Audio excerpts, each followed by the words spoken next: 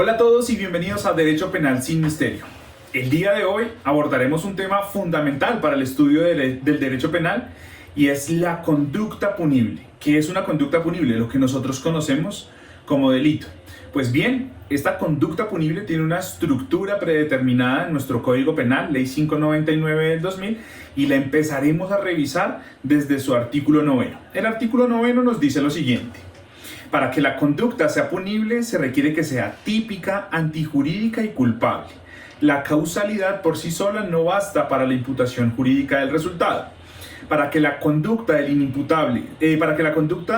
inimputable sea punible, se requiere que sea típica, antijurídica y se constate la inexistencia de causales de ausencia de responsabilidad.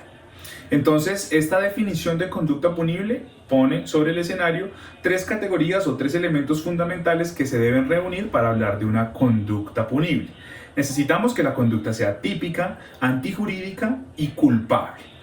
Posteriormente, nuestro Código Penal nos indica o nos desglosa cada una de ellas. Artículo 10 nos habla de la tipicidad. Dice, la ley penal definirá de manera inequívoca, expresa y clara las características básicas estructurales del tipo penal. En los tipos penales de omisión, también el deber tendrá que estar consagrado y delimitado claramente en la Constitución política o la ley. En segunda medida, la antijuridicidad, artículo 11, nos dice que para que una conducta típica sea punible, se requiere que lesione o ponga efectivamente en peligro sin justa causa el bien jurídicamente tutelado por la ley. Y en el artículo número 12 y último elemento de la conducta punible tenemos la culpabilidad. Solo se podrá imponer penas por conductas realizadas con culpabilidad, quedar erradicada toda forma de responsabilidad objetiva.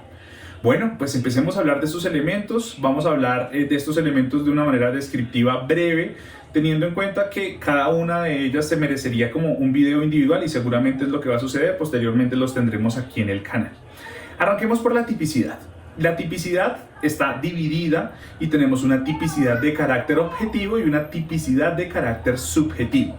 En los elementos de la tipicidad objetiva tendremos al sujeto activo de la conducta, tendremos al sujeto pasivo de la conducta, tendremos el verbo rector, el nexo causal, los ingredientes especiales del tipo que pueden ser de carácter normativo o de carácter subjetivo. Tendremos el tipo de comisión de la conducta, si es por acción o por omisión.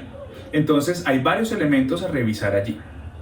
Desde la tipicidad subjetiva tendremos el dolo, la culpa o la preterintención, que también podrían ser modalidades de comisión de la conducta punible. Dolo, cuando se tiene el conocimiento de la antijuridicidad de la conducta o de lo lesiva que es la conducta y se quiere su realización. La culpa, cuando hay una infracción al deber objetivo de cuidado, ya sea por imprudencia, negligencia o impericia, y la preterintención, en la cual casi que mezclaríamos un poco de dolo y de culpa. Entonces la preterintención tiene una intención lesiva, hay una intención de causar un daño a un bien jurídico tutelado, pero ese resultado va más allá de lo previsto. Los tipos penales que admiten la preterintención son taxativos, al igual que los de culpa, los tipos penales que pueden ser cometidos con culpa. La ley los definirá y nos dirá exactamente si admite esa modalidad, ya sea culposa o preterintencional. Entonces son muy pocos los tipos penales que admiten estas modalidades de conducta. Pasamos al plano de la antijuridicidad. En la antijuridicidad tenemos antijuridicidad formal y antijuridicidad material. La antijuridicidad formal hace referencia a una transgresión efectiva al postulado normativo sin que existiere o mediare ninguna causal eximente de responsabilidad de las conocidas en el artículo 32 del Código Penal. Por otra parte, tendremos la antijuridicidad material y es que efectivamente se lesione ese bien jurídico tutelado. En la parte final, en el último elemento, tendremos la culpabilidad, en donde analizaremos la capacidad jurídica del sujeto, es decir, si ese sujeto es imputable o inimputable, y por último revisaremos ese juicio de reproche, la sanción a imponer por esa conducta generada. Entonces, primero, la tipicidad. Recapitulemos. Descripción inequívoca en el Código Penal de la conducta que se prohíbe. ¿Listo? Desde la antijuridicidad, primero revisaremos si la conducta efectivamente transgrede una norma y pone en peligro el bien jurídico tutelado. Y por último, la culpabilidad, si efectivamente este sujeto tenía la capacidad jurídica, la capacidad de comprensión de la ilicitud de la conducta. Entonces, tenemos en primer escenario que revisar la tipicidad. Si tenemos los elementos completos de tipicidad objetiva y subjetiva, entraremos a revisar los elementos de antijuridicidad.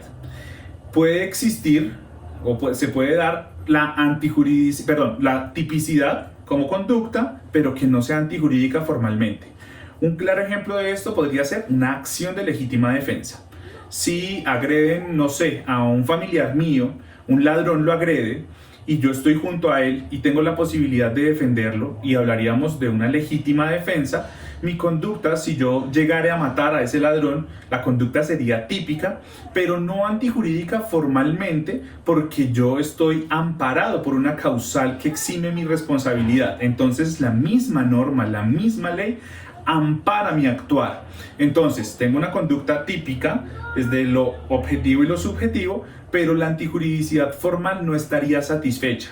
No tendríamos esa contravención con la norma, teniendo en cuenta que hay un numeral específico del artículo 32 que ampara esa acción que yo cometí. Podríamos tener el ejemplo de una conducta típica, antijurídica formalmente, pero no materialmente. Entonces podría ser que yo entre a Almacenes Éxito, por poner un ejemplo, un almacén de grandes superficies, y yo me coma una uva que está en la sección de frutas. Entonces yo me como una uva. La conducta como tal es típica y estaría consagrada en el artículo 239, que podría ser un hurto. Antijurídica formalmente porque estoy en contravención o estoy en contravía de una norma y no tengo una causal que exima mi responsabilidad.